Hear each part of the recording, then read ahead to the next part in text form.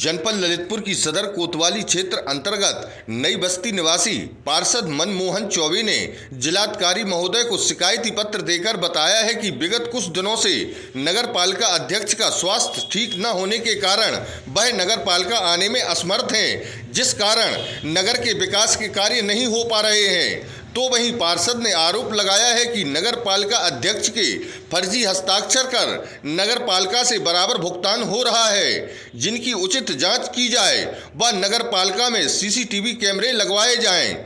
तो वहीं ललितपुर जिले के कई संगठनों द्वारा जिलाधिकारी को ज्ञापन के माध्यम से अवगत कराया है कि पार्षद मनमोहन चौबे पर जो हरिजन एक्ट का मुकदमा पंजीकृत हुआ है उसकी निष्पक्ष जांच हो तथा घटना स्थल पर लगे सीसीटीवी कैमरे व फोन की लोकेशन के माध्यम से निष्पक्ष जांच की जाए।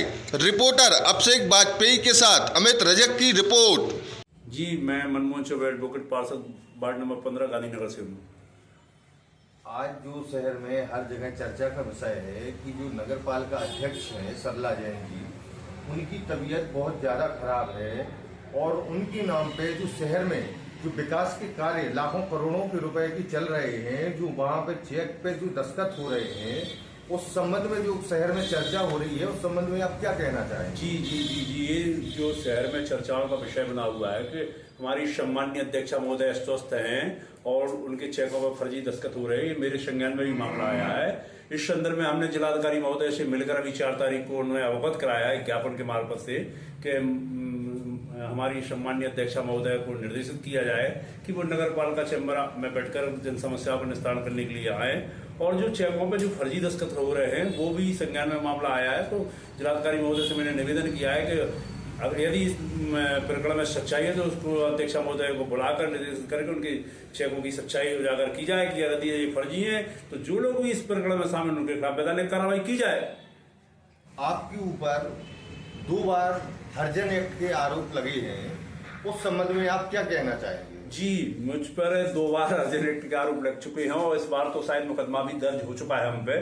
मीडिया के मार्फत में भी मालूम चला था कि किसी सफाई कर्मचारी द्वारा हमारे अध्यक्षापति द्वारा मिलके और हरिजन एक्ट का मुकदमा हम पे दर्ज करा दिया गया। चूंकि नगर पालिका में भ्रष्टाचार विगत 18 महीने से बना हुआ है और ये जग जाहिर है, शहर को मालूम है कि मैं अध्यक्षा महोदय के पति जो नगर पालिका में भ्रष्टाचार में शामिल हैं उनके खिलाफ आवाज प्रखर करता हूँ। तो इस कारण उन्होंने रजिस्टर रखते हुए अपने किसी सफाई कर्मचारी को बुला के उससे हमारे खिलाफ एक हरिजन एक्ट का मुकदमा दर्ज करा दिया गया, जबकि इस मुकदमे में कहीं से कहीं तक कोई सच्चाई नहीं है। उस प्रकरण में हम अपने घर पे मौजूद थे। वो सफाई कर्मचारी से ना तो मेरी कभी कोई बात हुई है, ना कोई उसका वीडियो फुटेज है, ना कोई वार्तालाप हुई है। वो तो निश्चित तौर पे फर्जी मुझे फंसाया गया है और मुझे शासन प्रशासन पे भरोसा है कि वो इसमें जांच करा के उसमें निर्दोष साबित करेगा हमें और उसको खत्म कराएगा।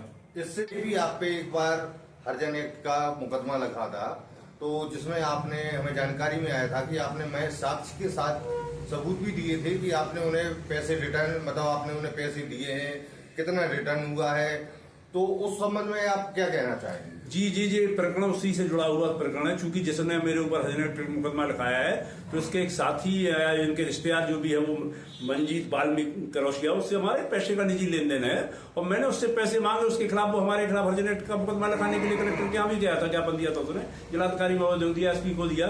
उसका संज्ञान लेते हुए मैंने एसपी महोदय को एक प्रार्थना पत्र दिया था जिसमें उन्होंने बताया था कि साहब ये प्रकरण कुछ नहीं है, हरिजन एक्ट का मतलब इससे सिर्फ हमें पैसा चाहिए, ये प्रकरण उतना है। तो उसमें सीओ साहब ने पहल करते हुए सच्चाई की थी, तो उस प्रकरण को दर्ज नहीं होने दिया गया था। लेकिन उसी का ये साला है जिसने हमारे खिलाफ मुकदमा लगाया, तो उसमें वो सफाई कर्मचारी भी संलिप्तता उसकी उजागर होती है कि वो उन्होंने अब की बार मिलके सड़क के तहत अध्यक्ष साहब के मिलकर हम पे हरिजन एक्ट का मुकदमा लिखा दिया है, जिसमें बिल्कुल भी कहीं से कहीं तक कोई सच्चाई है ही नहीं।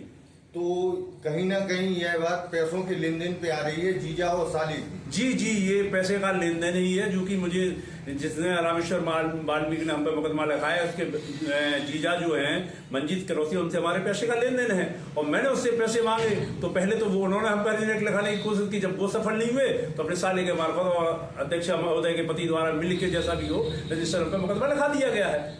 ये इतनी सी बात है। शासन प्रशासन से आप क्या चाहें? शासन प्रशासन से हमारी यही मांग है कि इसकी निष्पक्ष जांच करा दी जाए और यदि हम दोषी है तो जेल जाने के लिए तैयार है, अगर नहीं है तो जिन्होंने हमें शासन बताया है उनके खिलाफ वैधानिक कार्रवाई करते हुए उन पर रिपोर्ट दर्ज की जाए। जी, बहुत